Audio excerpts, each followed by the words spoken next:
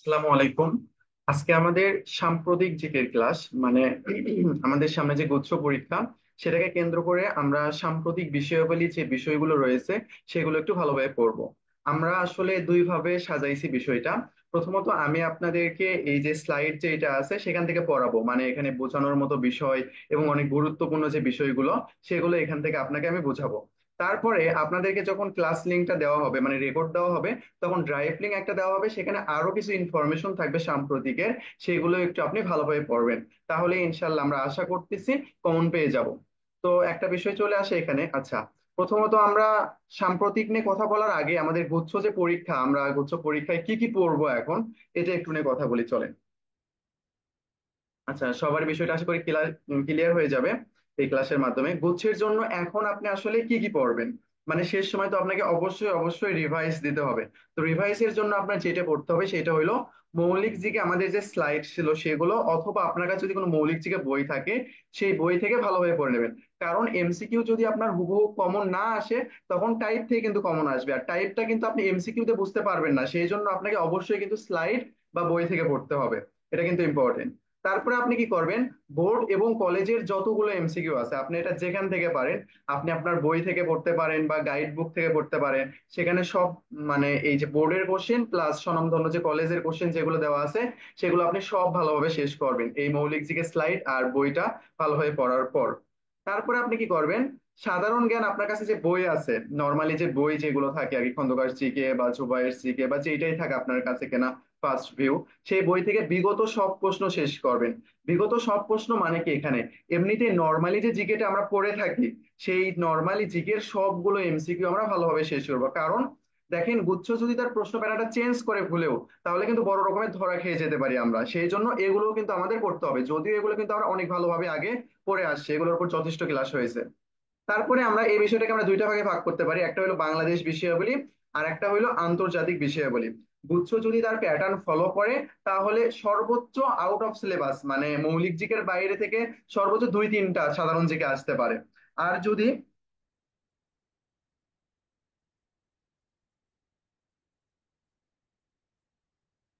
আচ্ছা ঠিক আছে, আর যদি ঝামেলা করে তখন কিন্তু আমাদের জন্য প্রবলেম হয়ে যাবে। সেই জন্য আপনার যে বিষয়গুলো পড়তে হবে বাংলাদেশ বিষয়াবলীর মধ্যে, এই যে ভৌগোলিক পরিচিতি, ভৌগোলিক পরিচিতি ভালোভাবে পড়বেন। ভৌগোলিক পরিচিতি বলতে এখানে আসলে কি বোঝাচ্ছে, এখানে সীমান্ত বোঝাচ্ছে, তারপরে বাংলাদেশের অবস্থান বোঝাচ্ছে, বাংলাদেশ কোথায় অবস্থান করতেছে, চারপাশে কি আছে এবং বাংলাদেশের চারিদিকে কি আছে, এগুলো ভালোভাবে পড়বেন।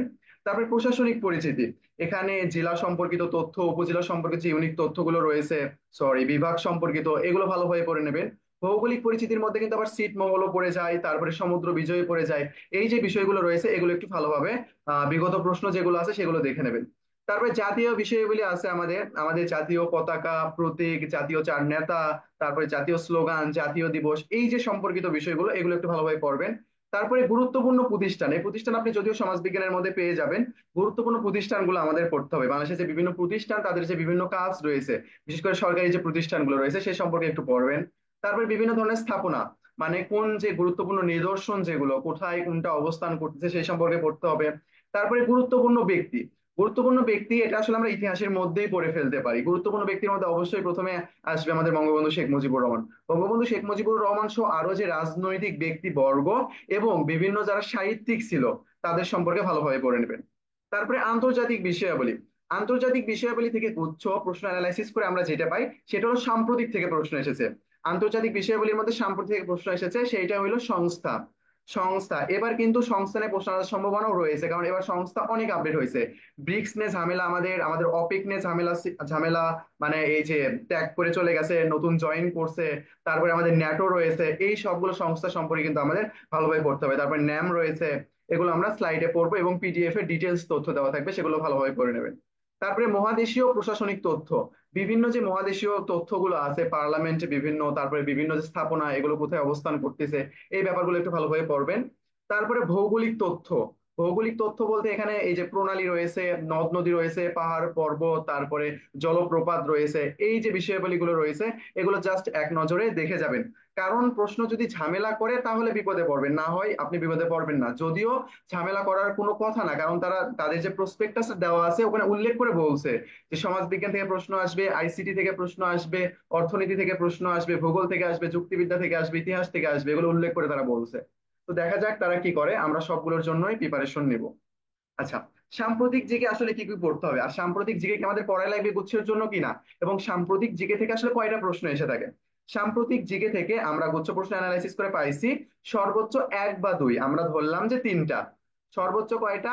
এক থেকে দুইটা বা তিনটা আসতে পারে, সর্বোচ্চ তিনটা, না হয় একটা অথবা দুইটা আসবে। আর সাম্প্রতিক জিকের মধ্যে বললামই তো, আন্তর্জাতিক বিষয়গুলি যে সংস্থা ছিল সেখান থেকে আসছে। তো আমরা সংস্থাগুলো পড়বো, তারপর দেশীয় যে বিভিন্ন ঘটনাগুলো ঘটছে আমাদের এখানে, আমাদের যে বিভিন্ন মেগা প্রজেক্ট রয়েছে সেগুলো আমরা ভালোভাবে শেষ করব, কোনো প্রবলেম নাই। আচ্ছা, তারপরে আমরা এখন আমাদের মেইন ক্লাস যেটা সেটাতে চলে যাব। আজকের এই যে আমাদের 46তম যে বিসিএসটা হইলো, সেখানে একটা প্রশ্ন ছিল, উন্নয়নশীল দেশসমূহের বৈশ্বিক জোট G77, মানে গ্রুপ অফ 77, এর বর্তমান সদস্য সংখ্যা কত? আপনারা যদি এটা পড়ে থাকেন ভালোভাবে, এখানে কিন্তু একটা উত্তর নাই। আজকের বিসিএস একটা প্রশ্ন, সেখানে সঠিক উত্তর পর্যন্ত এনারা দেয় নাই এর মধ্যে।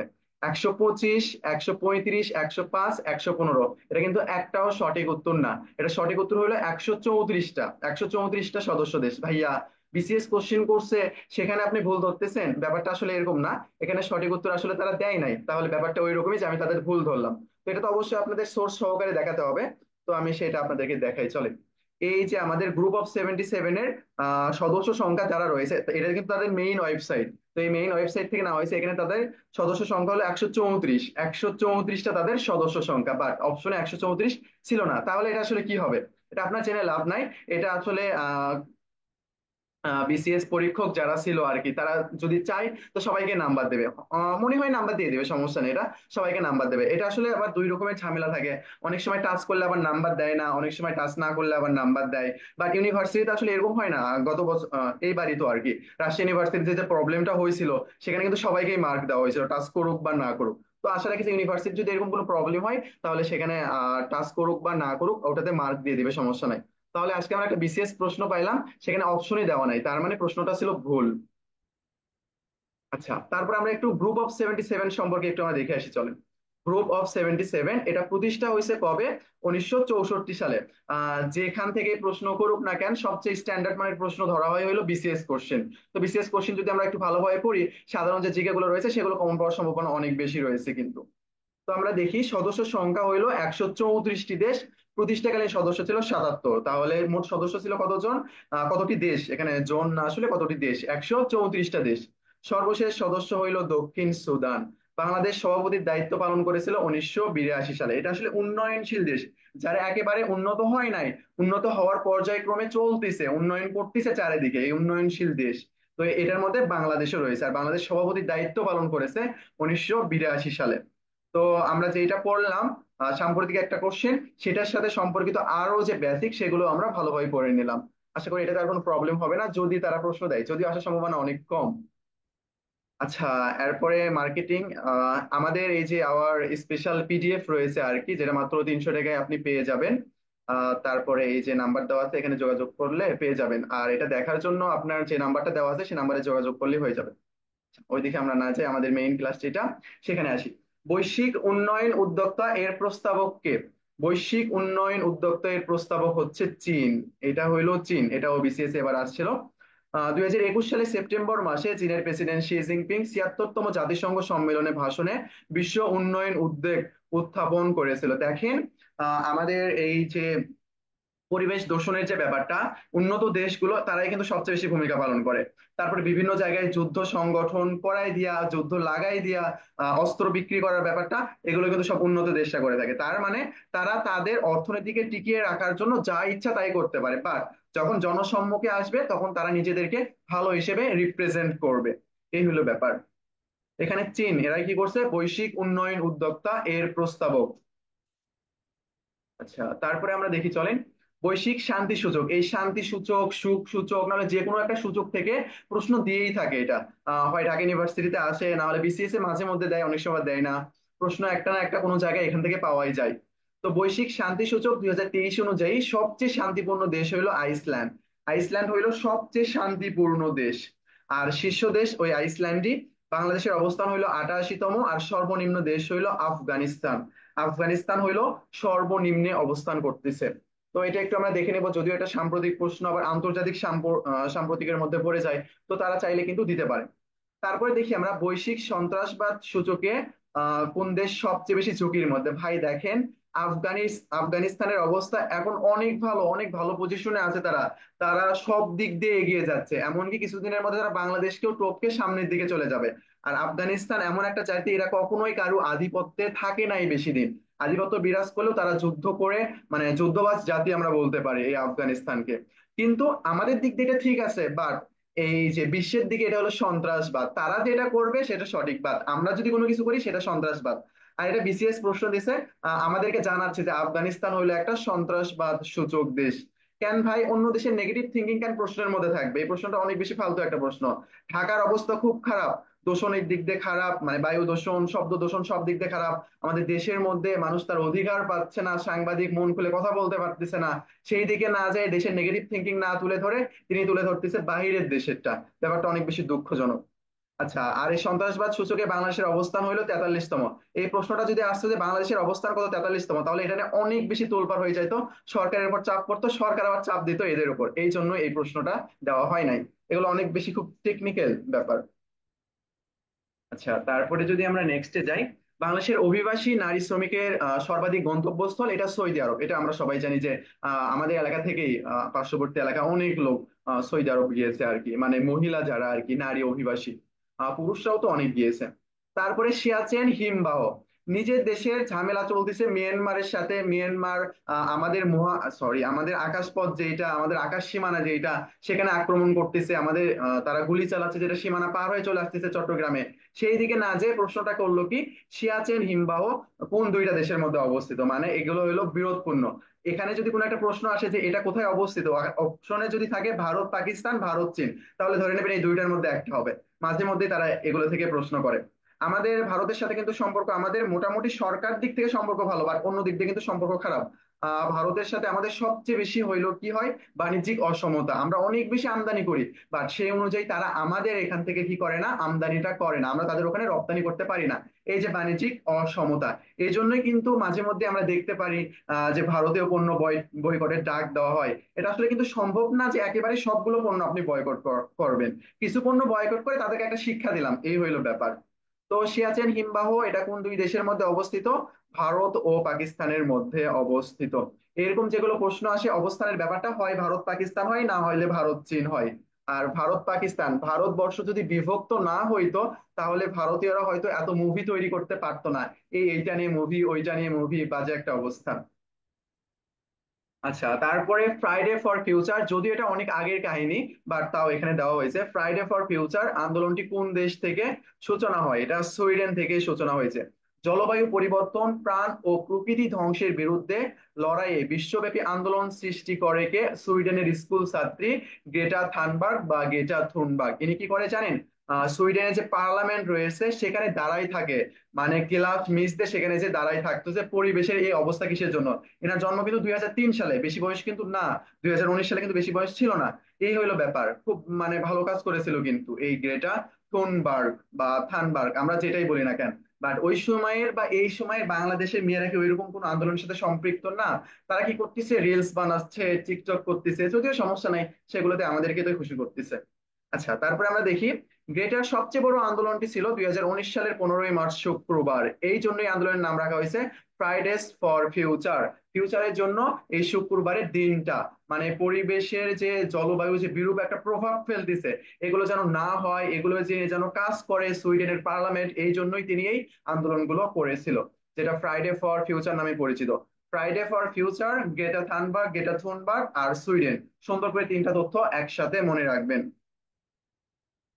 আচ্ছা, লিখে লিখে যে পড়ানোর ব্যাপারটা, সেটা আসলে আমি করি নাই। কিসের জন্য? কারণ ওই যে লিখতে যাব অনেক সময় চলে যাবে, তারপর এখন তো আর ওইরকম করে ধরে ধরে পড়ানোর সময় না। এখন জাস্ট আমি মুখে তুলাই দিচ্ছি আপনাদের, সেই অনুযায়ী মুখস্থ করে নেবেন, তাহলেই হয়ে যাবে, সমস্যা নাই। আচ্ছা, তারপরে আমরা দেখবো ন্যাটোর কাহিনী। ন্যাটোর সর্বশেষ সদস্য রাষ্ট্র কোনটা? ন্যাটোর সদস্য আগে ছিল কয়টা? আমাদের আগে ছিল হইলো 30টা, তারপরে হয় 31, তারপরে হয় কি 32। 31তম ছিল ফিনল্যান্ড, আর 32তম হইলো Sweden. Sweden officially joins NATO. NATO মানে কি? আমাদের নর্থ আটলান্টিক ট্রিটি অর্গানাইজেশন, যেটা হলো একটা সামরিক জোট, একটা সামরিক জোট। জোটের নামই হইলো কি? ন্যাটো। তো ন্যাটোর সর্বশেষ সদস্য মানে 32তম সদস্য দেশ। আচ্ছা হ্যাঁ, এখানে দেওয়া আছে, সমস্যা নাই, এই যে স্লাইডে পেয়ে যাবেন, এই যে 32তম সদস্য দেশকে। 32তম সদস্য দেশ হলো সুইডেন। সুইডেন হইলো ন্যাটোর 32তম সদস্য দেশ বা সর্বশেষ সদস্য রাষ্ট্র। আচ্ছা, এখানে আলোচনা করা হয়েছে ন্যাটো সম্পর্কে, আমরা দেখি। নর্থ আটলান্টিক ট্রিটি অর্গানাইজেশন, এটা প্রতিষ্ঠিত হয়েছে কবে? প্রতিষ্ঠিত হয়েছে কিন্তু 1949-এ। সদস্য দেশ মোট 32টা, সর্বশেষ সদস্য হইল সুইডেন, 7 মার্চ 2024।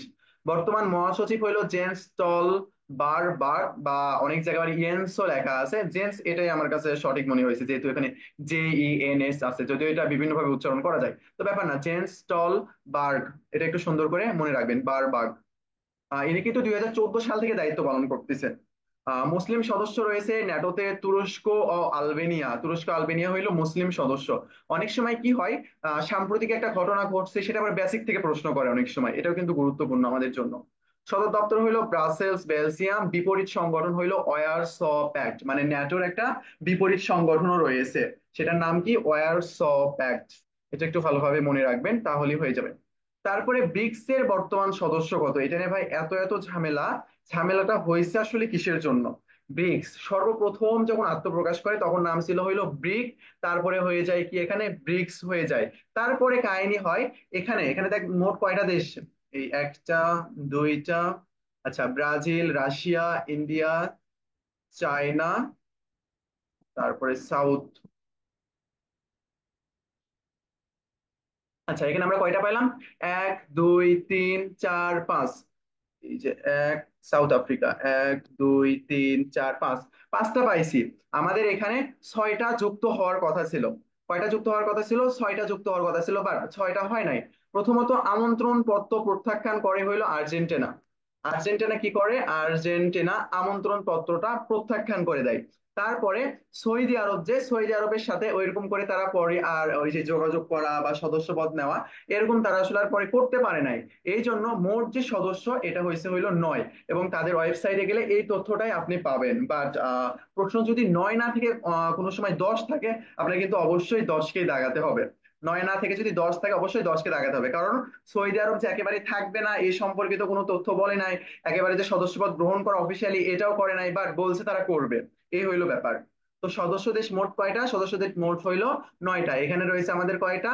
5টা রয়েছে এখানে, আর এখানে এই যে ইজিপ্ট, ইথিওপিয়া, ইরান আর ইউনাইটেড আরব আমিরাতস। আর এই ব্রিক্স এর কিন্তু কোনো সদর দপ্তর নাই, এটা কিন্তু চট্টগ্রাম বিশ্ববিদ্যালয়ে প্রশ্ন এসেছিল। ব্রিক্স এর সদর দপ্তর নাই, বাট ব্রিক্স ভুক্ত একটা ব্যাংক রয়েছে, নিউ ডেভেলপমেন্ট ব্যাংক বা নয়া উন্নয়ন ব্যাংক বলা হয়। এই নয়া উন্নয়ন ব্যাংকের সদর দপ্তর কিন্তু সাংহাই। সাংহাই। তো ব্রিক্স এর সদর দপ্তর বলে আমরা দাগাবো কি? ব্রিক্স এর সদর দপ্তর নাই, ব্রিক্স জাস্ট একটা জোট, এটার কোনো সদর দপ্তর নাই। বাট ব্রিক্স ভুক্ত যে ব্যাংক এনডিবি যেটা, এটার সদর দপ্তর, এটার সদর দপ্তর রয়েছে কোথায়? সাংহাই, চীন। বিকল্প হইলো এটার আন্তর্জাতিক মুদ্রা তহবিল। এই যে এনডিবি যেটা আছে, এই এনডিবির বিপরীত, সরি বিপরীত না, বিকল্প সংগঠন বলা হয় এই যে আইএমএফ কে। আইএমএফ আর এনডিবি, এটা একটু খেয়াল রাখবো আমরা। আর একটা যেটা আছে সেটা হলো আইআইবি। আর একটা আছে আইআইবি। আইআইবি, এটার বিপরীত যেটা সেটা, সরি বিকল্প যেটা সেটা হলো ওয়ার্ল্ড ব্যাংক। তো এটা আমরা কিভাবে মনে রাখতে পারি? এখানে বি রয়েছে, আইআইবি যেটা, এখানেও কিন্তু বি রয়েছে, তো বি দিয়ে আমরা সহজে মনে রাখতে পারি যে এটা ওয়ার্ল্ড ব্যাংকের বিকল্প। আর একটা যেটা রয়েছে আমাদের এনডিবি যেটা, সেটা কার বিকল্প? আইএমএফ এর বিকল্প। আইএমএফ তিনটা ওয়ার্ড রয়েছে এখানে, আবার এনডিবি যেটা ওখানেও কিন্তু তিনটা ওয়ার্ড রয়েছে। তো আমরা এইভাবে কিন্তু সুন্দর করে মনে রাখতে পারি। আচ্ছা, তারপরে এটা আমরা পড়ে ফেলছি, এটাও হয়েছে আমাদের, এটাও কাহিনী শেষ। তারপর আসছে ন্যাম। ন্যামের একটু কাহিনী রয়েছে। ন্যাম ন্যামের সর্বশেষ সদস্য হইল দক্ষিণ সুদান, বাট তাদের ওয়েবসাইটে এখনো 120টা দেওয়া আছে। এই দক্ষিণ সুদানের যে এটা তারা আপডেট করে নাই। তো আপনার প্রশ্নে যদি 121 থাকে তো 121কে দাগাতে হবে, কারণ টিচার আপনার থেকে জানতে চাচ্ছে আপনি আসলে জানেন কিনা যে আপডেট যে হয়েছে সেটা, বাট তাদের ওয়েবসাইটে এখনো আপডেট করা হয় না এই তথ্যটা। ন্যামের কোনো সদর দপ্তর নাই, বাট জাকার্তা হইলো অনানুষ্ঠানিক সদর দপ্তর। বিভিন্ন যে আমরা মিটিং এর আয়োজন করব এই সংস্থা থেকে বা অর্গানাইজেশন থেকে, কোথায় তো একটা করতে হবে। তো সেটাই হইলো আমাদের এই জাকার্তা, যেটাকে ধরা হচ্ছে কি অনানুষ্ঠানিক সদর দপ্তর। তারপরে G20, গ্রুপ অফ 20 সদস্য হইলো মোট কয়টা? 21টা। আগে মোট সদস্য ছিল হইলো 20টা, এই জন্যই নাম ছিল কি G20। তারপরে গ্রুপ অফ 77 যেটা বা G77, ওখানে কিন্তু যখন গঠন করা হয়েছিল আর কি, সেই সময় সদস্য কিন্তু ছিল 77ই। তো এটা 20 ছিল, 20-এর মধ্যে ছিল 19টা দেশ আর একটা সংস্থা ছিল। এই একটা সংস্থার নাম হইলো ইউরোপিয়ান ইউনিয়ন। এবং পরবর্তীতে আরেকটা সংস্থা যোগ দেয়, সেটা হইলো কি আফ্রিকান ইউনিয়ন। তাহলে সর্বশেষ সদস্য কোনটা? African union. তাহলে G20 এর সদস্য কয়টা? G20 সদস্য হইলো 21টা। এটাও কিন্তু আপডেট হয়েছে, আশা করি এগুলো আপনি পড়ে ফেলছেন। আর যারা আমার ক্লাস আগেও করেছিলেন, সাম্প্রতিকের মধ্যে কিন্তু আমি এগুলোই পড়াইছিলাম, জাস্ট নতুন কিছু ইনফরমেশন আছে।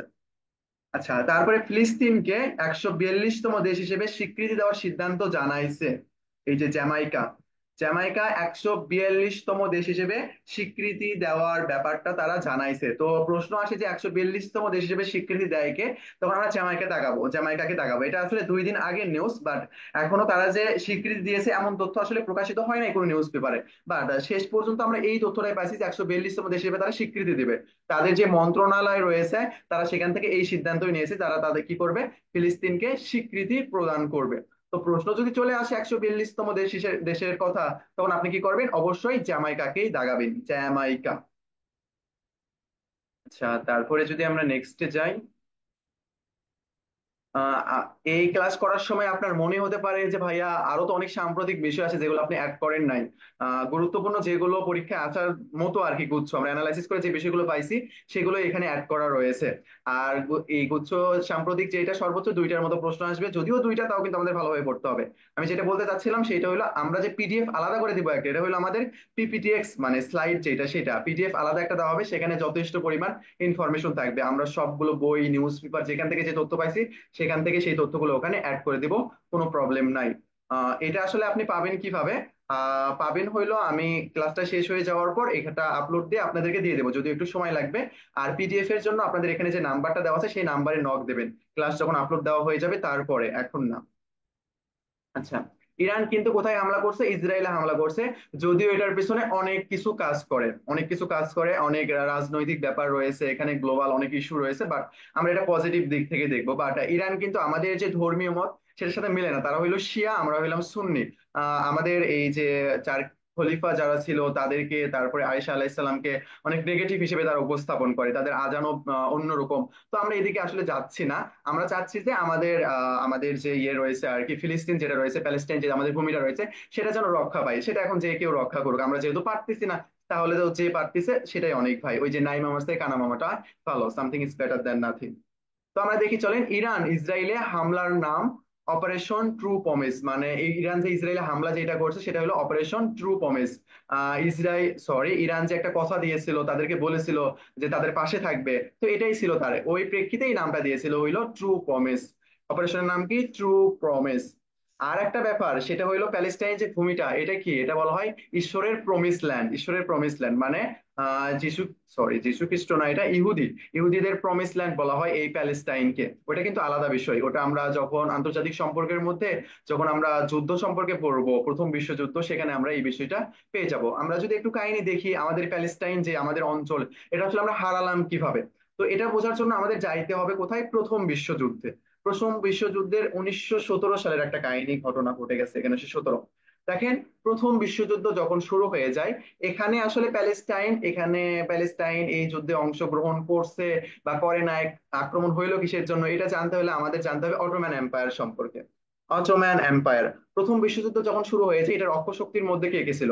ক্রোয়েশিয়া সাম্রাজ্য ছিল, অটোম্যান এম্পায়ার ছিল, অস্ট্রো হাঙ্গেরি ছিল। এই অটোম্যান সাম্রাজ্য, ক্রোয়েশিয়া সাম্রাজ্য, অস্ট্রো হাঙ্গেরি সাম্রাজ্য, এদের মধ্যে কি ছিল? জোট ছিল, যে একে অন্যকে সাহায্য করবে, এরকম একটা ব্যাপার ছিল তাদের মধ্যে। তো কি হয়, ক্রোয়েশিয়া মানে জার্মানি এই অটোম্যান এম্পায়ার বা তুরস্কের জলপথ ব্যবহার করে রাশিয়াতে আক্রমণ করে। যখন রাশিয়াতে আক্রমণ করে, তুরস্ককে ব্যবহার করে, দেখেন আপনি যাকে ব্যবহার করে আমাকে অপমান করতেছেন বা আমার উপর আক্রমণ করছেন, আমি যখন ভালো জায়গায় যাবো আমি কিন্তু দুইজনের কাউকেই ছাড়বো না। তো রাশিয়া কি করলো, অটোম্যান এম্পায়ারের বিরুদ্ধে যুদ্ধ ঘোষণা করলো এবং ক্রোয়েশিয়া সাম্রাজ্য এদের বিরুদ্ধে কি করলো, যুদ্ধ ঘোষণা করলো। এইদিকে মিত্র শক্তির মধ্যে একটা জোট ছিল যেটা ত্রিশক্তি আতাত নামে পরিচিত, যেটা আমাদের, সেটার মধ্যে আবার কে কে ছিল, সেটার মধ্যে ছিল আমাদের রাশিয়া ছিল, ফ্রান্স ছিল, ব্রিটিশ ছিল। তো রাশিয়া যখন এদের বিরুদ্ধে যুদ্ধ ঘোষণা করে, তাদের মধ্যেও জোট ছিল। জোটের মূল কথা কি, একটা দেশ যদি আক্রান্ত হয়ে যায়, বাকি যে জোটের দেশগুলো রয়েছে তারা কি করবে, তাদের পক্ষ নিয়ে যুদ্ধ করবে সেখানে। তো রাশিয়া বললো যে ফ্রান্স তুমি আমার সাথে আসো, ব্রিটিশকেও বললো যে তুমিও আসো, আমরা সবাই মিলে এদের উপর আক্রমণ করি। তো তারপরে আক্রমণ করা হইলো। এমন একটা অবস্থায় ব্রিটিশের অবস্থা অনেক খারাপ হয়ে যায়। তো যখন খারাপ হয়ে যায় সেই সময় একটা দুর্ভাগ্যজনক, আমাদের জন্য দুর্ভাগ্যজনক একটা ঘটনা ঘটে। সেটা হইলো চিম ওয়াইসম্যান বা চাইম ওয়াইসম্যান, ইনি ছিল একজন ইহুদি, যিনি ব্রিটিশ নৌবাহিনীতে ছিল। ইনি কি করে, অ্যাসিটন নামক একটা বিস্ফোরক আবিষ্কার করে। এই অ্যাসিটন নামক একটা বিস্ফোরক আবিষ্কার করার ফলে এই ব্রিটিশ যে একের পর এক অটোম্যান সাম্রাজ্যের অঞ্চলগুলো দখল করে নেয় এবং 1917 সালের ডিসেম্বর মাসে আমাদের এই প্যালেস্টাইন বা ফিলিস্তিন যে ভূমিটা ছিল সেটা তারা দখল করে নেয়। তো তারপরে কি হয়, তারপরে 1917 সালে এই যে কাহিনীগুলো ঘটনা ঘটলো, তারপরে লন্ডনে এই চাইম বা চিম ওয়াইস ম্যানকে কি করা হয়, সংবর্ধনা দেওয়া হয়, যে তিনি এত বড় একটা কাজ করলো আমাদের জন্য। তাকে যখন সংবর্ধনা দেওয়া হয় তিনি কি বলেন, দেখেন ইনি বলে যে প্যালেস্টাইনে আমাদের জন্য একটা জাতি রাষ্ট্র প্রতিষ্ঠা করার ব্যবস্থা করে দেন। ওটা হলো আমাদের ঈশ্বরের প্রমিস ল্যান্ড খ্যাত একটা ভূমি, ওখানে তিনি উল্লেখ করে বলছিল যে ঈশ্বরের প্রমিস ল্যান্ড খ্যাত ভূমি যে প্যালেস্টাইন যেটা, সেখানে আমাদের জন্য একটা জাতি রাষ্ট্র করে দেন, কারণ ওখানে ইহুদিরা আগে বসবাস করতো। এটাই ছিল তাদের থিম। তো তারপরে কি করা হইলো, তো জিম ওয়াইসম্যান একটা বিষয় আবিষ্কার করছে, তার জন্য আমরা যুদ্ধ জয়লাভ করছি, আমি একটা ফ্রেন্ডের কারণে অনেক বেশি বেনিফিট হয়েছি। ফ্রেন্ড একটা বিষয় আবদার করছে, অবশ্যই তো আমাকে পূরণ করতে হবে সেটা। গার্লফ্রেন্ড বা বউ এগুলো কিন্তু আর পূরণ করা যাবে না, অন্য বিষয় পূরণ করা যাবে। তো এই ব্যাপারটা বলে যে আচ্ছা তাহলে ঠিক আছে। তারপর থেকেই কিন্তু শুরু হয়ে যায় আমাদের এই প্যালেস্টাইনের ওপর নির্যাতন শুরু। সর্বশেষ একেবারে 1948 সালে 14ই মে কি করে দেয়, এই ইসরায়েল স্বাধীন রাষ্ট্র ঘোষণা করে দেয়। তো আপনি কি করবেন, এই যে হামলাটা সম্পর্কে আমরা পড়লাম, এই হামলাটা সম্পর্কে পড়ার পর আমি একটু কাহিনী বললাম আপনাদেরকে, আপনি একটু ইসরায়েল আর প্যালেস্টাইন সম্পর্কে একটু তথ্যগুলো দেখে নেবেন, যদি আমি স্লাইডে দিয়ে দেবো সেখান থেকে চাইলে দেখে নিতে পারেন। আবার ক্লাস শেষে আপনি বই থেকে চাইলেও দেখে নিতে পারেন। যেহেতু যুদ্ধটা চলমান আছে, যে কোনো প্রশ্ন চাইলেই কিন্তু তারা দিয়ে দিতে পারে এদের সংক্রান্ত। আচ্ছা আমি স্লাইডেই দিয়ে দেবো, প্রবলেম নাই। আচ্ছা, তারপরে বাংলাদেশ ও ভুটানের মধ্যে তিনটা সমঝোতা স্বাক্ষরিত হয়েছে। সমঝোতা স্মারক স্বাক্ষরিত হয় ভারত আর ভুটানের মধ্যে। তিনটা প্রশ্ন আসতে পারে যে সম্প্রতি কোন দুইটা দেশের মধ্যে বা বাংলাদেশ কোন দেশের সাথে সমঝোতা স্মারক স্বাক্ষর করে, সেটা হইলো বাংলাদেশ ও আর ভুটান। ভুটানের সাথে কিন্তু আমাদের সম্পর্ক মোটামুটি অনেক ভালো, আর ভুটানই কি করছে, আমাদের সর্বপ্রথম স্বীকৃতি দিয়েছিল 6 ডিসেম্বর ভুটান। তারপর দেখি Bangladesh France sign letter of intent on defence cooperation cooperation. তো এটা আসলে অনেক আগের কাহিনী, 2021-এর, বাট আমার কাছে কেমন জানি গুরুত্বপূর্ণ মনে হয়েছে। তো সেই জন্য এটা আপনাদেরকে স্লাইডে দেওয়া হয়েছে। যদি বলা হয় যে লেটার অফ ইন্টেন্ট, বা এখানে এই শব্দটা এখানে লোল হিসেবে উপস্থাপন করা হয়, LOL লোল, এটা স্বাক্ষরিত হয়েছে কোন দেশের সাথে, বাংলাদেশের সাথে ফ্রান্সের স্বাক্ষরিত হয়েছে লোল, যেটা আর কি লেটার অফ ইন্টেন্ট। আচ্ছা, তারপরে যদি আমরা নেক্সটে যাই, নেক্সট আমাদের পাসপোর্ট মূল্যায়ন সূচক। পাসপোর্ট মূল্যায়ন সূচক, এই যে পাসপোর্ট, পাসপোর্ট অফিসে এত ভাই দুর্নীতি হয়, মানে বাজে একটা অবস্থা। আপনি যদি কোনো দালালকে ধরেন একটু টাকা দেন, মানে আপনার সবকিছু হয়ে যাবে, কোনো প্রবলেমই নাই, নামের ভুল থাকলেও কোনো প্রবলেম হবে না। তারপরে পুলিশ ভেরিফিকেশন যেটা করতে আসে আর কি, পুলিশ ভেরিফিকেশনেও কোনো প্রবলেম হবে না, সবকিছু তারা করে ফেলবে। আর এমনিতেই যদি হয় পুলিশ আপনার বাড়িতে আসবে, সবকিছু ঠিকঠাক আছে, তাও বাড়ি থেকে যাইতে চাইবে না, ওই যে 500 টাকা লাগবে তার। আচ্ছা, সূচকে প্রথম অবস্থানে যৌথভাবে রয়েছে 6টা দেশ, France, Germany, Italy, Japan, Singapore ও স্পেন। এটা কিন্তু নিউজ পেপারে এরকম করে তুলে ধরা হয়েছিল, মেবি আমি এটা প্রথম আলো থেকে নিয়েছি। তো যৌথভাবে যেহেতু 6টা দেশকে তুলে ধরা হয়েছে এখানে, সেহেতু সিঙ্গেল ওইরকম করে কোনো দেশ দেবে না, আর যদি দেয় তাহলে 6টা দেশের মধ্যে একটা দেশকেই দেবে, সেটাকে আপনার দাগাতে হবে। বাংলাদেশ অবস্থান করতেছে এখানে 102তম। সূচকের তথ্য মতে বাংলাদেশ পাসপোর্টধারী ব্যক্তিরা আগাম ভিসা ছাড়া বিশ্বের 42টি দেশ ভ্রমণ করতে পারবে। আপনারা আশা করি বিষয়টা জানেন যে পাসপোর্ট করতে হয়, তারপরে ভিসা করতে হয়, কিন্তু যে আপনি যে দেশে যাবেন সে দেশের ভিসা করতে হয়। আচ্ছা, তারপরে আন্তর্জাতিক পুরুষ দিবস, আমি এটা ইচ্ছে করে দিয়ে রাখছি কারণ আমরা সবসময় আন্তর্জাতিক নারী দিবস নিয়ে আলোচনা করি, পুরুষকে নিয়ে আমরা আলোচনা করি না। আমাদেরও যে অধিকার দরকার, আমরা যে একেবারে অবস্থা খারাপ হয়ে গেছে। আপনাদের সাথে একটা গল্প শেয়ার করি। আমি গতদিন 9 APBN, যারা চেনেন আর কি, এটা 9 APBN চট্টগ্রাম বাইজিৎ যেটা আর কি, সেখানে গিয়েছিলাম। আমার একটা ফ্রেন্ডের ফোন হারিয়ে গেছে, তো সেটার জিডি জিডি কপিটা জমা দেওয়ার জন্য সাইবার ইউনিট যেটা রয়েছে আর কি, সেখানে।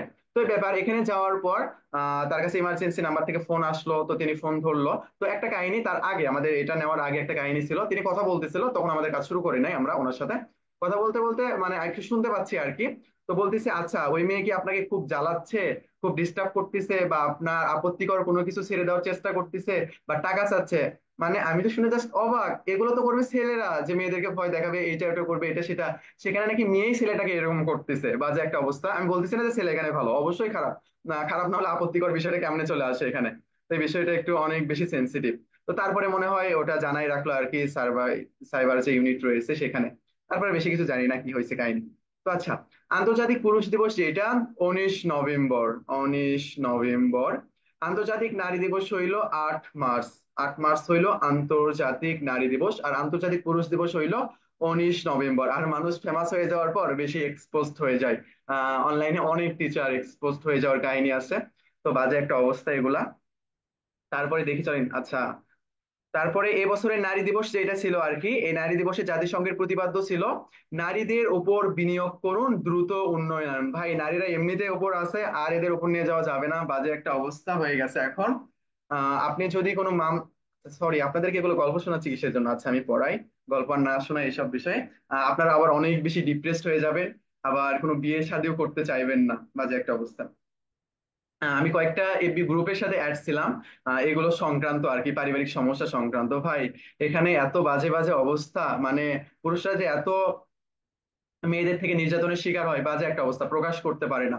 আচ্ছা, ফার্স্ট বোলার হিসেবে 700 উইকেট পেলেন হইল জেমস অ্যান্ডারসন 189তম টেস্টে। 23তম বিশ্বকাপ ফুটবলের আয়োজক মহাদেশ হবে উত্তর আমেরিকা, এখানে মার্কিন যুক্তরাষ্ট্র, কানাডা, মেক্সিকো, তিনটা দেশই থাকবে এখানে। আর 2022 যেটা 22তম বিশ্বকাপ ছিল, সেটা তো আমাদের কাতারে অনুষ্ঠিত হয়েছিল। দেশের সর্বশেষ 46তম নদী বন্দর ঘোষণা করা হয় রাজশাহী জেলার গোদাগাড়ীর সুলতানগঞ্জকে। সর্বশেষ 25তম স্থল বন্দর ঘোষণা করা হয় মুজিবনগর স্থল ও কাস্টম স্টেশন, যেটার অবস্থান হইল মেহেরপুরে।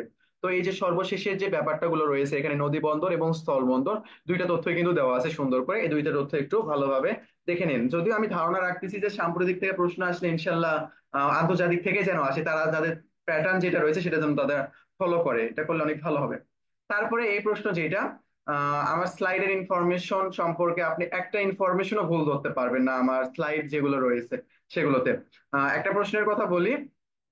আচ্ছা, এটা নিয়ে কথা বলি, কর্ণফুলী নদীর তলদেশে নির্মিত বঙ্গবন্ধু শেখ মুজিবুর রহমান টানেলের দৈর্ঘ্য কত? এটা কিন্তু প্রায় সব বই ছিল 3.34 কিলোমিটার, বাট অ্যাকচুয়ালি কিন্তু এটা হবে না। 3.34 কিলোমিটার অ্যান্ড 3.32 কিলোমিটার, এই দুটো নিয়ে আসলে ঝামেলা কিসের জন্য হয়েছিল? যখন তারা মানে এটা যে নির্মাণটা করবে, এটা নির্মাণ করার যে ব্যাপারটা ছিল যখন, তখন তারা দৈর্ঘ্যটা নির্ণয় করছে, পরিমাপ করছে, তখন পাইছে যে 3.34 কিলোমিটার। বাট যখন নির্মাণ হয়ে গেছে, তারপরে হিসাব করে দেখলো যে না, একটু কম আছে, 3.32 কিলোমিটার। এবং এটা বলেছিল হইলো আমাদের সড়ক ও পরিবহন মন্ত্রী যে রয়েছে আমাদের অবায়দুল কাক্কা, তিনি এই কথাটা বলেছিল, আর এটাই ঢাকা ইউনিভার্সিটিতে আসছিল। আর এখানে 3.32 কিলোমিটার অপশনে ছিল, মানে এটাই সঠিক হবে। এবং তার পরবর্তীতে সবাই এটা সঠিক উত্তর দিয়েছে। আচ্ছা, তারপরে আমরা দেখি চলে, মাতারবাড়ি বিদ্যুৎ কেন্দ্র, রামপাল বিদ্যুৎ কেন্দ্র, তাপ বিদ্যুৎ কেন্দ্র। এক কথায় আমাদের যে মেগা প্রজেক্ট যেগুলো রয়েছে, বা বিভিন্ন ধরনের বড় বড় প্রজেক্ট যেগুলো রয়েছে আমাদের, বা বিভিন্ন ধরনের স্থাপনা যেগুলো আমরা নির্মাণ করছি, সেগুলো সম্পর্কে আমাদের পড়তে হবে। এখানে তিনটা বিদ্যুৎ কেন্দ্র সম্পর্কে আমরা পড়বো। তিনটা বিদ্যুৎ কেন্দ্র, যদিও ইলেকট্রিসিটি ডিস্টার্ব করতেছে না, এখনো আছে আলহামদুলিল্লাহ। মাতারবাড়ি বিদ্যুৎ কেন্দ্র, এটার অবস্থান হলো মহেশখালী কক্সবাজার, এটা ধরন হলো কয়লা চালিত। আমি আপনাদের আলাদা যে পিডিএফ থাকবে সেখানে সুন্দর করে আলাদা একটা পিকচার থাকবে, কে কোন কাজে সহায়তা করতেছে, মানে কোন দেশ কোন প্রজেক্টে আমাদের সহায়তা করতেছে, অর্থায়ন করতেছে, এগুলো আলাদা করে দেওয়া থাকবে, ওখান থেকে সুন্দর করে মুখস্থ করে নেবেন, তাহলেই হয়ে যাবে। এখন আমরা এইটা এখানে যেটা দেখবো সেটা হলো অবস্থান আর ধরনটা আসলে কিরকম সেটা দেখবো আমরা। রামপাল বিদ্যুৎ কেন্দ্রের অবস্থান রামপাল বাগেরহাট। এই রামপাল নিয়ে অনেক কাহিনী হয়েছে, এটা নিয়ে আন্তর্জাতিক মহলে পর্যন্ত কথা হয়েছে। রামপাল এটা কোথায় নির্মাণ করছে? বাগেরহাটে। এই রামপাল বিদ্যুৎ কেন্দ্র নির্মাণ কাজ কিন্তু চলতেইছে।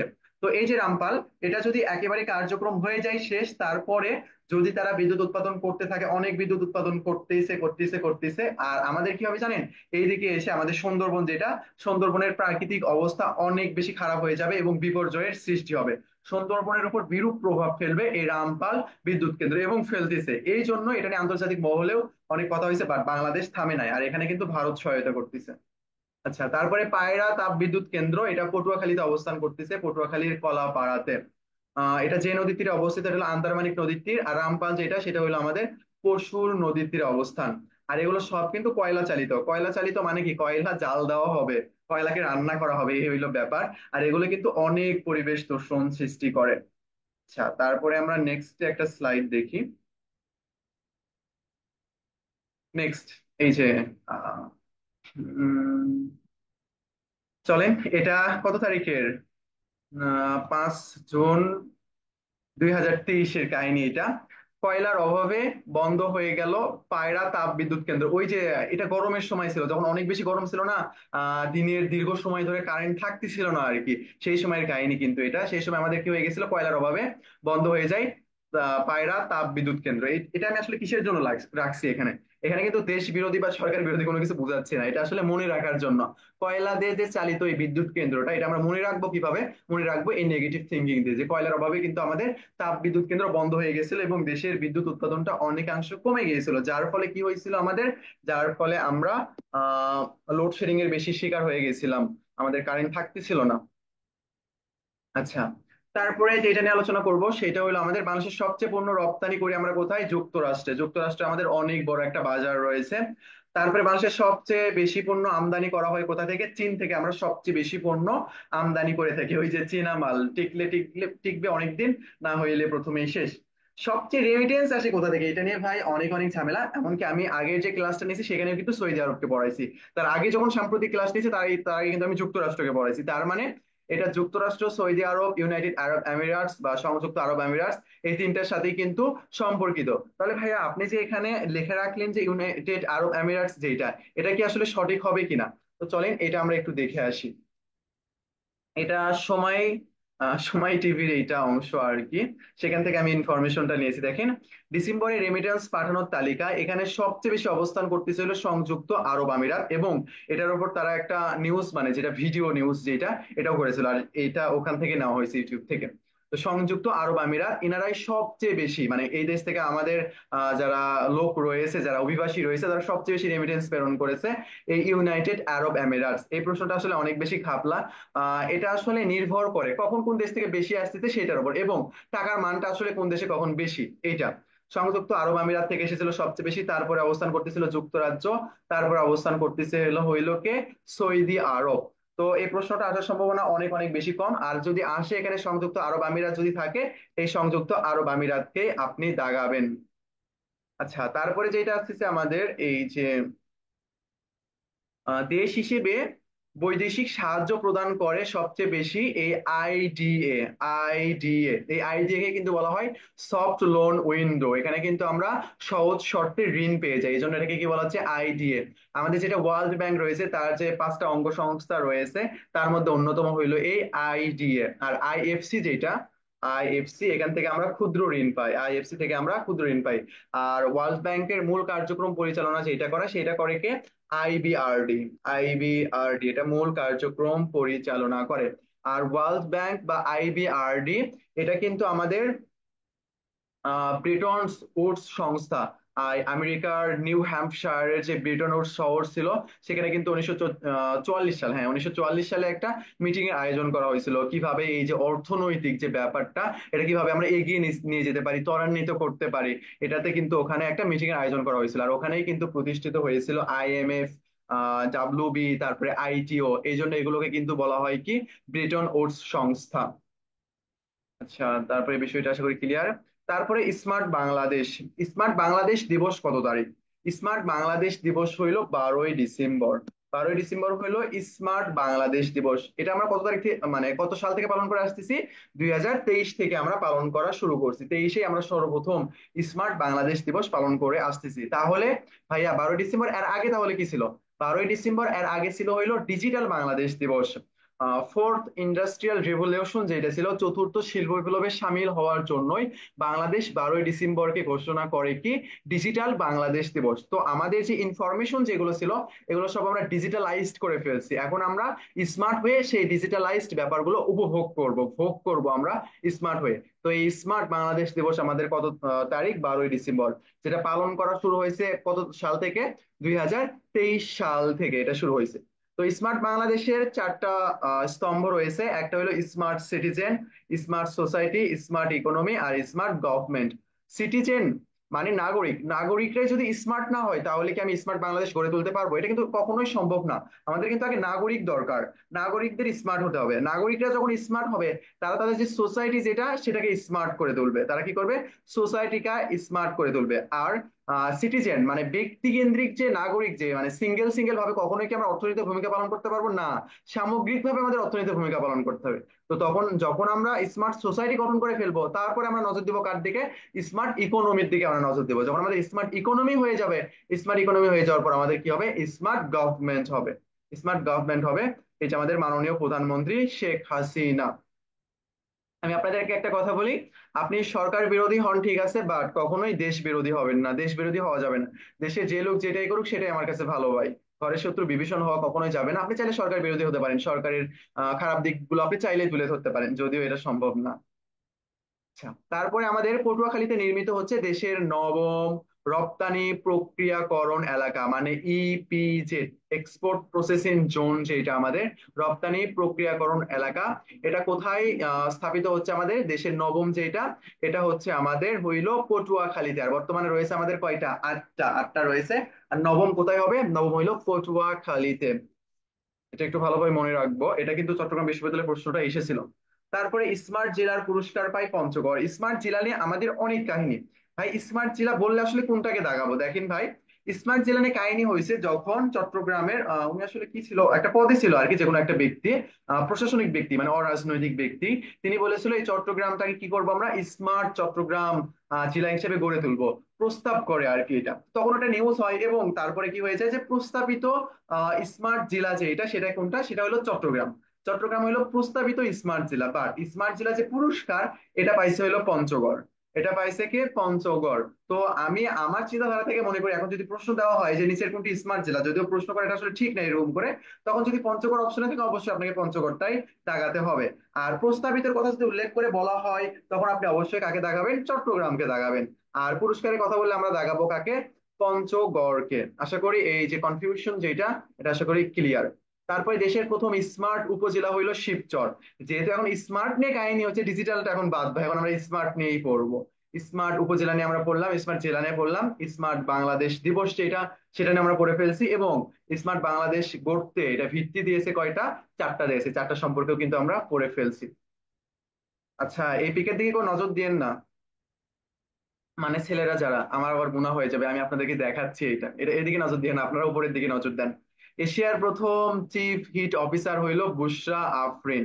বুশরা আফরিন হইলো এশিয়ার প্রথম চিফ অফিসার। আমরা ভাই বাঙালি, ভাই ইনি চিফ হিট অফিসার হয়েছে, ইনি কি ভাই মানে সৃষ্টিকর্তা? ইনি কি স্রষ্টা যে এখন চাইলে উনি তাপ বন্ধ করে দেবে, চাইলে ওটা করবে? এটা তো সম্ভব না ভাই। উনি কার্যক্রম করে বলতেছে এগুলো, এগুলো যদিও এগুলো অনেক ফানি ছিল, তবুও কিন্তু অনেক কার্যক্রম তিনি কিন্তু করেছে। তো ওনাকে আমরা অবহেলা করবো? অনেক কার্যক্রম করেছে। আমরা দেশের নাগরিকই ভালো না ভাই। এই যে আমাদের এখন এত গরম চলতেছে, এই সূর্যের যে রোদটা দিচ্ছে ভাই, এই রোদের মধ্যে আপনি ছোট ছোট চারাগুলো লাগাচ্ছেন, একটাও বাঁচবে না ভাই। আমি নিজে লাগাচ্ছি দুইটা, দুইটার অবস্থা খুবই খুবই খুবই খারাপ। তো এর মধ্যে গাছ লাগাচ্ছে, এই হইলো ব্যাপার। আচ্ছা, এশিয়ার প্রথম চিফ চিফ হিট অফিসার আমাদেরকে বুশরা আফরিন ম্যাম। আচ্ছা, তারপরে যদি আমরা নেক্সটে যাই, নেক্সট হইল সাইমা ওয়াজেদ বিশ্ব স্বাস্থ্য সংস্থার আঞ্চলিক পরিচালক হিসেবে নির্বাচিত হয়। বিশ্ব স্বাস্থ্য সংস্থা যেটা আর কি, ওয়ার্ল্ড হেলথ অর্গানাইজেশন, যেটা সদর দপ্তর কোথায়? যেটা সদর দপ্তর হইলো জেনেভাতে। আমরা কিন্তু এটা শর্টকাট করে ফেলছিলাম, যে ডাব্লিউ দিয়ে শুরু হয় আর ও দিয়ে শেষ হয়। এগুলো সদর দপ্তর কোথায় হয়? এগুলো সদর দপ্তর হয় হইলো জেনেভাতে। তো WHO ওয়ার্ল্ড হেলথ অর্গানাইজেশন যেটা, এর সদর দপ্তর কোথায়? জেনেভা। আর এই আঞ্চলিক পরিচালক, এই আঞ্চলিক বলতে আসলে কোন অঞ্চলকে বোঝাচ্ছে?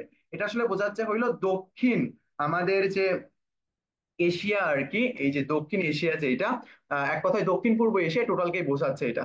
দক্ষিণ পূর্ব এশিয়া যেটা, এটার আঞ্চলিক পরিচালক হিসেবে নির্বাচিত হয় কে? সাইমা ওয়াজেদ পুতুল। সাইমা ওয়াজেদ পুতুল। দক্ষিণ পূর্ব আমাদের যে এশিয়া, আমরা কিন্তু দক্ষিণ এশিয়াতে অবস্থান করতেছি, বাট ইনি যে দায়িত্ব পালন করছে সেটা কিন্তু দক্ষিণ পূর্ব এশিয়া। অনেক সময় আবার দেওয়া হয় যে বাংলাদেশের অবস্থান কোথায়, দক্ষিণ পূর্ব এশিয়ার কিন্তু আবার অনেক জায়গায় থাকে, এটা কিন্তু আসলে ভুল, ওটা হবে না আমাদের। তারপরে এ বি ডি তে প্রথম বাংলাদেশি ভাইস প্রেসিডেন্ট ফাতেমা ইয়াসমিন। এটা হলো প্রথম বাংলাদেশি।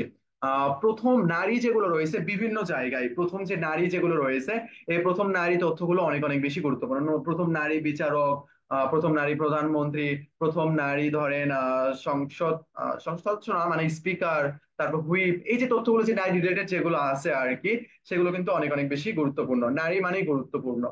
তো এটা কোথায়? এডিবি, এশিয়ান ডেভেলপমেন্ট ব্যাংক যেটা, সেটার প্রথম ভাইস প্রেসিডেন্ট হিসেবে নির্বাচিত হয়েছে কে?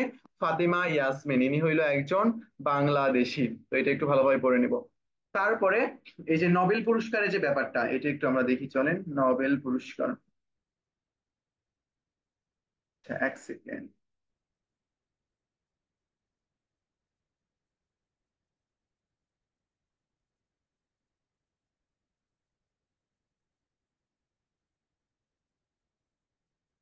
আচ্ছা, নোবেল পুরস্কারের যে ব্যাপারটা, এটা একটু আমরা দেখি চলেন।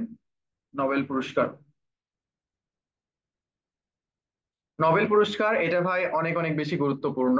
নোবেল পুরস্কার হয় শান্তি থেকে আসে, না হয় সাহিত্য থেকে আসে, না হয় পদার্থবিজ্ঞান থেকে আসে, না হলে ইকোনমিক্স থেকে আসে। ভাই আপনি তো সবগুলোই বলে ফেললেন। আচ্ছা, এখানে আমি স্লাইডে দুইটা দিয়ে রাখছি আপনাদের, আর বাকিগুলো আমি পিডিএফ এ দিয়ে দেবো, সেখান থেকে ভালোভাবে পড়ে নেবেন। তো দেখি আমরা শান্তিতে, এটাই অনেক বেশি আলোচনায় থাকে এবং চলে আসে আর কি। শান্তিতে নোবেল পুরস্কার পেলেন কে? ইরানি মানবাধিকার কর্মী নার্গিস মোহাম্মদী। ইরানে নারী নিপীড়নের বিরুদ্ধে এবং সবার জন্য মানবাধিকার ও স্বাধীনতার লড়াইয়ের জন্য তাকে কি দেওয়া হয়? চলতি বছরে শান্তিতে নোবেল পুরস্কার দেওয়া হয়। ইনি কিন্তু জেলে আছে, এই যে আমাদের নার্গিস মোহাম্মদী যিনি, নার্গিস মোহাম্মদী, ইনি মেবি হিজাব যে ব্যাপারটা ছিল আর কি, সেটা নিয়ে আন্দোলন করেছিল। তো শান্তিতে নোবেল পুরস্কার পেয়েছে মানবাধিকারী কর্মী এই যে নার্গিস মোহাম্মদী। নার্গিস মোহাম্মদ, ইনি আসলে কাজ করেছে কি, নারীর নিপীড়নের বিরুদ্ধে কাজ করেছে এবং সবার জন্য মানবাধিকার ও স্বাধীনতা লড়াইয়ের অবদান রাখায় তাকে চলতি বছরে পুরস্কার দেওয়া হয়। মেয়েদের যে অধিকারগুলো আছে সেগুলো কিন্তু তাদের জন্য যথেষ্ট, বাট তারা বেশি অধিকার অধিকার করতে যে নিজেদেরকে যে একেবারে পণ্য হিসেবে উপস্থাপন করতেছে, এরা আসলে নিজেরাও বোঝে না। আচ্ছা, তারপরে আমরা দেখি চলেন। তারপরে আমি আরেকটা দিয়ে রাখছিলাম, সেটা হলো অর্থনীতি। অর্থনীতি, এটা দেখি আমরা। অর্থনীতিতে নোবেল পুরস্কার পায় যুক্তরাষ্ট্রের ক্লোজিয়া গোল্ডেন।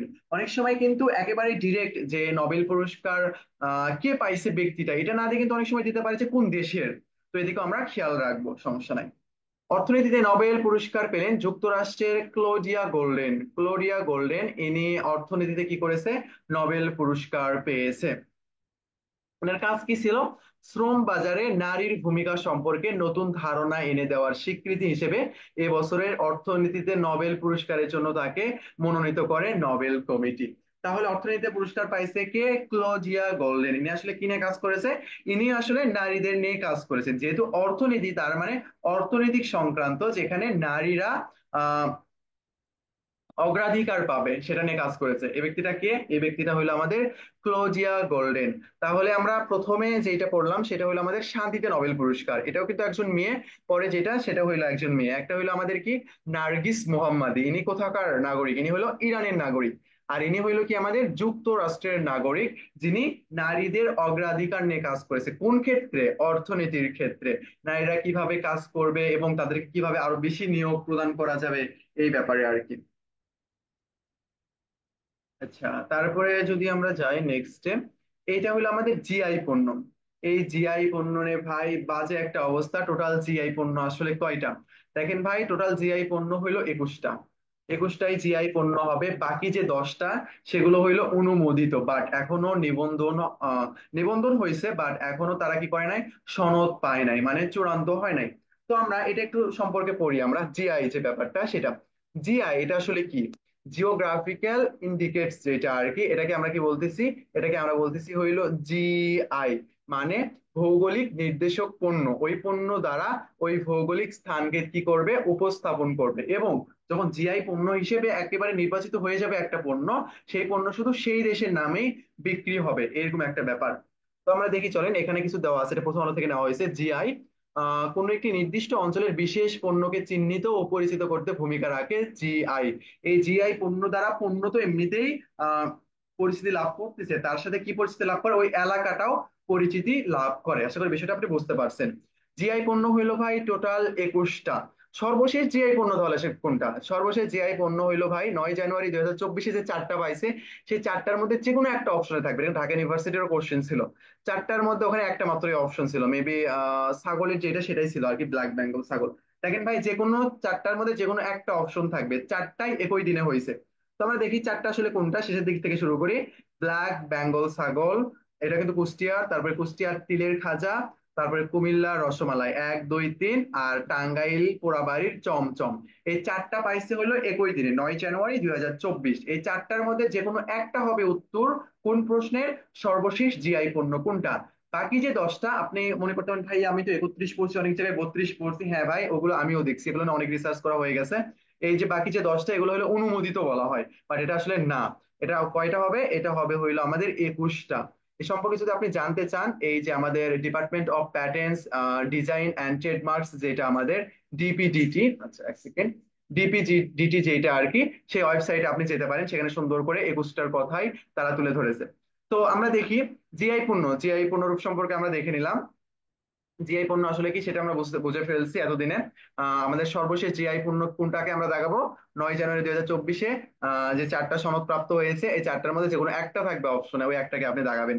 তো জিআই পণ্যের পিছনে আসলে কাজ করে কারা? এখানে দুইটা অর্গানাইজেশন পাবো, যদিও ডিপিডিটি যেটা, এটা অর্গানাইজেশন না, আসলে এটা শিল্প মন্ত্রণালয়ের একটা অধিদপ্তর, শিল্প মন্ত্রণালয়ের একটা অধিদপ্তর। আর একটা এটা নিয়ে অর্গানাইজেশন রয়েছে, সেটা কি আমাদের? সেটা হলো উইপো। উইপো ওয়ার্ল্ড ইন্টেলেকচুয়াল প্রপার্টি অর্গানাইজেশন, বিশ্ব মেধা সত্ত্ব সংরক্ষণ সংস্থা যেটা, সেটাকে বলা হচ্ছে উইপো, ওয়ার্ল্ড ইন্টেলেকচুয়াল প্রপার্টি অর্গানাইজেশন। প্রথমে ডাব্লিউ আছে, শেষে ও আছে, তার মানে এটারও সদর দপ্তর কোথায়? জেনেভা। তারপর ডাব্লিউটিও, এটারও সদর দপ্তর কোথায় হবে? এটারও সদর দপ্তর কিন্তু জেনেভাতে হবে। তো দেখি আমরা, তাহলে এই যে দুইটা আমরা পড়লাম, একটা অধিদপ্তর আর একটা পড়লাম হলো অর্গানাইজেশন, এরা আসলে কিভাবে কাজ করে? প্রথমত নিবন্ধন করতে হয়। দেখেন, আপনি যখন কোথাও পরীক্ষা দিতে যান, আপনাকে কি বলা হয়? যে নিবন্ধন পরীক্ষা দিচ্ছে। অথবা আপনি কোনো একটা কিছু করতেছেন, কোনো একটা কার্যক্রম করবেন, সেখানে প্রথমে কি করা হয়? নিবন্ধন করা হয়, আপনাকে একটা ফর্ম দেওয়া হয়, সেটা ফিল আপ করা লাগে। মানে প্রথমত হলো নিবন্ধন। এই নিবন্ধনের কাজটা করবে কে? নিবন্ধনের কাজটা করবে কিন্তু অবশ্যই দেশীয় যে সংগঠনটা রয়েছে সেটা। সেটা হলো আমাদের কি ডিপি ডি সরি ডিপিডিটি, যেটা আমাদের department of patents designs and trademarks যেটা, এটা কি করবে? নিবন্ধনের কাজ করে থাকবে হলো ইনারা। আর এটাকে সনদ দিবে কে? সনদ দিবে হলো ওয়ার্ল্ড ইন্টেলেকচুয়াল প্রপার্টি অর্গানাইজেশন, উইপো যেটা। এটা কি করবে? এনাদেরকে আমাদের যে পণ্য যেটা আমরা কি করলাম, নিবন্ধন করলাম, সেটাকে সনদ দিবে হইলো এই World Intellectual Property Organization. World Intellectual Property Organization কি করবে? সেটার সনদ দিবে। আশা করি জিআই নিয়ে আপনারা ঝামেলা হবে না। যদিও মাঝখানে জিআই নিয়ে এত এত কাহিনী হয়েছে, বাজে একটা অবস্থা, ঘুম থেকে উঠেই শুনি যে জিআই পণ্য চেঞ্জ হয়েছে, আবার ঘুমাই যাই, পরের দিন ঘুম থেকে উঠি আবার শুনি যে কি হয়েছে, জিআই পণ্য চেঞ্জ হয়ে গেছে। মানে একটা কি চলতেছিল, প্রতিযোগিতা চলছিল। কই 17টা ছিল, সেখান থেকে শুরু করতে করতে 21টা, এবং অনুমোদিত সহ যদি আমরা ধরি, আমরা 31টা পেয়ে যাচ্ছি। আবার যদি প্রশ্ন থাকে যে অনুমোদিত সহ কয়টা, তখন কিন্তু 10টা যোগ করে 31টাকে দাগাতে হবে। আর যদি এমনিতেই বলে যে জিআই পণ্য কয়টা বা চূড়ান্ত জিআই পণ্য কয়টা আমাদের, তখন আমরা দাগাবো কি? 21টা দাগাবো। সর্বশেষের কথা বললে আমাদের এই যে চমচম, রসমালাই, তিলের খাজা, তারপর ছাগল, এই চারটার মধ্যে যে কোনো একটা থাকবে, সমস্যা নাই। তো আমার মনে হয় যে জিআই পণ্য নিয়ে তারা ঝামেলা করবে না। বেসিক যে প্রশ্নটা আর কি, সেটা নিয়ে তারা ঝামেলা করতে পারে। তো এই কয়েকটা ছিল আমাদের অনেক বেশি যে গুরুত্বপূর্ণ যে স্লাইড, যেগুলো থেকে প্রশ্ন আসার সম্ভাবনা অনেক বেশি রয়েছে। জিএসটি কোশ্চেন অ্যানালাইসিস অনুযায়ী আন্তর্জাতিক থেকেই সাম্প্রতিকের মধ্যে প্রশ্ন আসার সম্ভাবনা অনেক অনেক বেশি রয়েছে। তো তারপরে অ্যাকচুয়ালি তারপরে আপনার কি করতে হবে? বাংলাদেশের কয়েকটা বিষয়। 21শে পদক যেটা, 21শে পদক পুরস্কারটা সুন্দর করে আপনি পড়ে নেবেন। আমি অফিস থেকে যে ইয়েটা দেওয়া হয়েছে আর কি, অনলাইনে যে পেজটা রয়েছে, মানে তাদের ওয়েবসাইট থেকে যেটা পাওয়া গেছে, সেটা আমি স্লাইডে অ্যাড করে দিয়ে দেবো। এই 21শে পদকটা সুন্দর করে পড়ে নেবেন। 21শে পদকের মধ্যে একজন দই বিক্রেতা ছিল, ওইটা একটু ভালোভাবে দেখবেন। তো 21শে পদক যেটা, দেখবেন খেয়াল রাখবেন যে কোনো পদক, 21শে পদক, স্বাধীনতা পদক, এই দুইটার মধ্যে কোনটার প্রতিষ্ঠান রয়েছে, এটা কিন্তু একটা ব্যতিক্রমী। সচরাচর কিন্তু সবচেয়ে বেশি দেওয়া হয় কিন্তু নাগরিক, মানে এমনিতে এই যে মানুষ যেটা আর কি তাকে দেওয়া হয়। মাঝে মধ্যে আমরা প্রতিষ্ঠানকে দেখতে পারি। তো 21শে পদক, স্বাধীনতা পদক বা যে পুরস্কারের কথা বলেন, সেখানে যদি আলাদা করে প্রতিষ্ঠান দেওয়া থাকে, প্রতিষ্ঠানটা একটু ভালো করে পড়ে নেবেন যে কোন প্রতিষ্ঠান, এটা একটু ভালো করে পড়ে নেবেন। প্রতিষ্ঠানের কথায় চলে আসে মাথায় একটা বিষয় চলে আসলে কিছুক্ষণ আগে দেখলাম, এই যে মিল্টন, যে আর কি মিল্টন, যিনি একটা ইয়ে চালায়, যেখানে অনেক ধরনের লোক আছে আর কি, কি কি বলবো আর কি, একটা অর্গানাইজেশনই বলতে পারি, সেটা চালায় আর কি। সেখান থেকে নাকি তিনি লোকজনের কিডনি, চোখ, মানে অঙ্গ যেগুলো, এগুলো নাকি ইয়ে করে থাকে, ট্রান্সফার করে থাকে। এটা আসলে তারা পাইছে যখন যে ব্যক্তিগুলো মারা যায় আর কি, তখন যখন লাশগুলো ধৌত করানো হয়, তারা দেখতে পারে যে শরীরের বিভিন্ন জায়গায় কি তাদের মানে ছিঁড়া ফাটা, মানে সেলাই করা আর কি।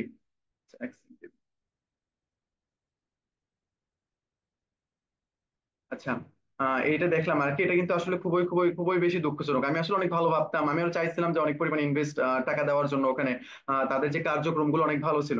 তো আচ্ছা, যেখানে ছিলাম আর কি, পুরস্কার, পুরস্কারের ব্যাপারে আপনি যেটা করবেন হইলো, প্রতিষ্ঠানটা একটু ভালো করে পড়ে নেবেন যে কোনো প্রতিষ্ঠান পুরস্কারটা পেয়েছে কিনা। 21শে পদক যতগুলো থাকবে পুরস্কার দেওয়া, সবগুলো আপনি ভালোভাবে পড়ে নেবেন। তারপরে কি পড়বেন আপনি, আমি বলে দেই, এগুলো আপনি ভালোভাবে পড়ে নেবেন। আমাদের যে মেগা প্রজেক্ট রয়েছে, এই যে মেগা প্রজেক্ট গুলো সম্পর্কে ভালোভাবে পড়ে নেবেন। এখানে একটা বিষয় থাকে, ধরেন মেগা প্রজেক্ট আসলে নতুন, জাস্ট অনুমোদন প্রাপ্ত হয়েছে, মানে কোথা থেকে অনুমোদন প্রাপ্ত হবে, একনেক থেকে অনুমোদন প্রাপ্ত হবে। একনেকের সভাপতি কিন্তু মাননীয় প্রধানমন্ত্রী, মানে শেখ হাসিনা। আর বিকল্প সভাপতি কি হবে, অর্থমন্ত্রী। যেহেতু এটা অর্থনীতি রিলেটেড, সেহেতু বিকল্প সভাপতি অবশ্যই অর্থমন্ত্রীকেই করা উচিত। তো এই হলো কথা। আচ্ছা, তো কি করবেন, মেগা প্রজেক্ট গুলো পড়ার সময় দেখবেন যে যেগুলো মেগা প্রজেক্ট মানে একেবারে সাম্প্রতিক যেগুলো রয়েছে, এই সাম্প্রতিক মেগা প্রজেক্টের একনেক যে অনুমোদন দিয়েছে, এই অনুমোদনের তারিখটা ভালোভাবে পড়ে নেবেন। এখন একটু নোট করে নেন, পিডিএফ যখন দেবো পড়ে নেবেন ওখান থেকে। অনুমোদন যেটা, এই যে অনুমোদনের তারিখটা একটু সুন্দর করে পড়ে নেবেন। আর যদি এগুলোর কাজ শেষ হয়ে যায় এবং উদ্বোধন করে, তাহলে উদ্বোধন তো অবশ্যই মাননীয় প্রধানমন্ত্রী শেখ হাসিনা করবে, অথবা যদি মাননীয় প্রধানমন্ত্রী শেখ হাসিনা যদি মানে কোনো কারণে না থাকে আর কি, অনুপস্থিত, তাহলে কোনো একটা পলিটিক্যাল পার্সনই করবে। তো এগুলো যদি কাজ শেষ হয়ে যায়, তারপরে উদ্বোধন হয়েছে কবে, যেমন আমাদের যে রেলটা রয়েছে, পদ্মার যে আমাদের সংযোগ সেতু যেটা রয়েছে, এই যে রেল, এই রেলের যে ব্যাপারটা রয়েছে, এটা উদ্বোধন করা হয়েছে কবে, রেল চলাচল শুরু হয়েছে কবে, এইরকম যে ইনফরমেশন গুলো রয়েছে পিডিএফ এ থাকবে, এই ইনফরমেশন গুলো সুন্দর করে পড়ে নেবেন। তার মানে অতি সাম্প্রতিক কোনো ঘটনা না হলে, যেগুলোর কাজ হয়ে গেছে, যেগুলোর কাজ কি হয়ে মানে হয়ে গেছে, শেষ হয়ে গেছে, উদ্বোধন হয়েছে, তো উদ্বোধনের তারিখটা একটু ভালোভাবে পড়ে নেবেন। তারপরে আমাদের চট্টগ্রামের যে আইকনিক আমাদের যে স্টেশন, যেটা ফয়েজুর রহমান বুয়েটের যিনি স্টুডেন্ট ছিল আর কি, ইনি কাজটা করেছে, ওটা স্থপতি। এটা কিন্তু আসলে অনেক সুন্দর দেখতে, আপনারা যদি দেখে থাকেন। এগুলো আমি পিডিএফ এ সুন্দর করে দেবো, আপনারা ভালোভাবে একটু পড়ে নেবেন। আশা করি আপনি বিষয়টা বুঝতে পারছেন। আমি যদি সামগ্রিক একটু 2 মিনিটে কথা বলে শেষ করে দেই, তো সামগ্রিক কথা হইলো, আমরা এখন পরীক্ষার জন্য পড়তেছি, মানে আমাদের সামনে গুচ্ছ পরীক্ষা 3 তারিখে, সেটার জন্য আমরা পড়তেছি। তো এখন আপনি আসলে কি করবেন, এখন যে ব্যাপারটা হইলো, মৌলিক জিকে থেকে যদি প্রশ্ন করা হয়, হুবহু এমসিকিউ এর মধ্যে থেকে যদি না থাকে, তাহলে কি হবে, টাইপ কমন আসবে। আর টাইপের জন্য আপনার কি করতে হবে ভাই, অবশ্যই স্লাইডটা ভালোভাবে পড়া লাগবে, কারণ স্লাইড না পড়লে ওই টাইপ সম্পর্কে ধারণা আপনি পাবেন না।